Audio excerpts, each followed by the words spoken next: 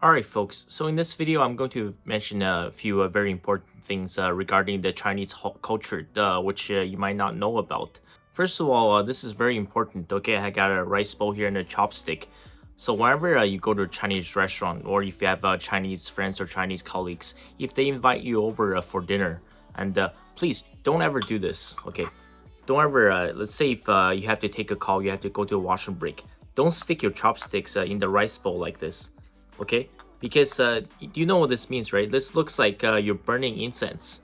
If you're seeing Chinese people, they go to the temple and they do this. This is to worship their god or their Buddha or their Guan Yin. This is for, during the festive holidays or whenever they go to the cemetery. This is to honor their loved ones. They always burn incense, and sometimes they will bring some fruits and vegetables and possibly some meat and poultry. Okay, and let's say if you're at a Chinese restaurant or invited over with Chinese friends or family, and wherever, if you have to take a call and if you have to go to a washroom, see the bowl, place the chopsticks on top of the bowl. So very important. They might not say anything to you. They just think, oh, you're just some odd non-Chinese guy, and obviously you don't know about Chinese customs. But you will definitely get cussed out behind your back. Okay, it's a very major taboo. I'm not sure if it's the first time you heard of it. And also, for the guys, this is if you're a passport bro, for guys who are dating all these foreign Asian women, and if you want to move to Asia, this is very important. Anywhere in Asia, I wouldn't say just China. Whenever you enter someone's home, please take off your shoes at the entrance. It's very important. Remember this. Take them off. Okay, this is the #1 taboo. That's a huge red flag. If you're dating a Chinese girl, you walk into their place with your shoes on, you're gonna get disapproved by their parents. Very, very important. And let's talk about some of the other terms. So for all the passport bros out there, do you know there's a Chinese term for mostly used on a Western man who prefers to date Asian women. We call them an egg. You know what an egg is? An egg is white on the outside and yellow on the inside. And for any Asian person that tries to be white, that's a banana. You have a banana peel, right? Yellow on the outside, white on the inside.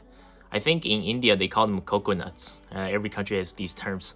And if you're wearing a green hat, okay, there's a term for that. In China, if they use the term, it's called 戴绿帽子.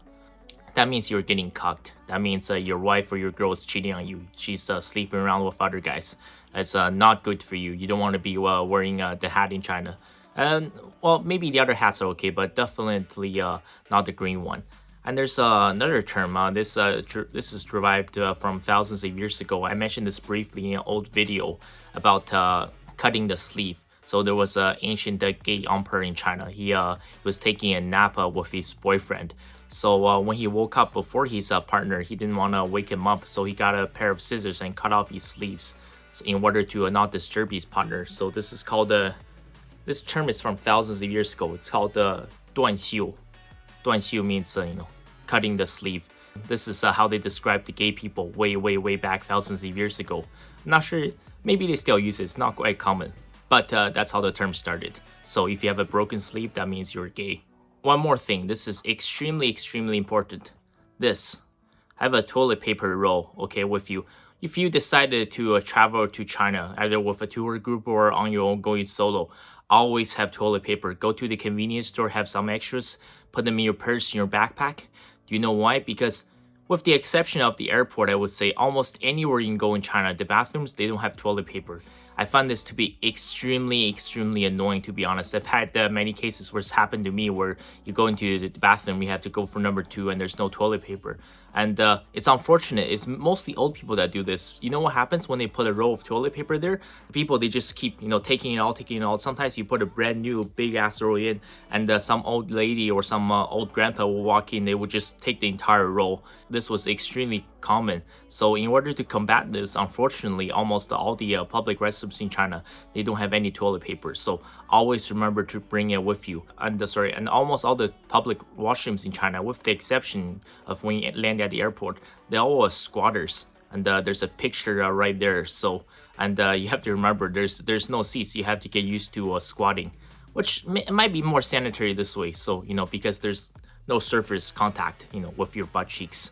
But just some things you should definitely know. And always have toilet paper and have some spare change, because some of the public washrooms in China, they charge you a small fee. It's not very much. If you convert it to US dollars, it's maybe 10 cents, 20 cents, 30 cents. But have some spare change.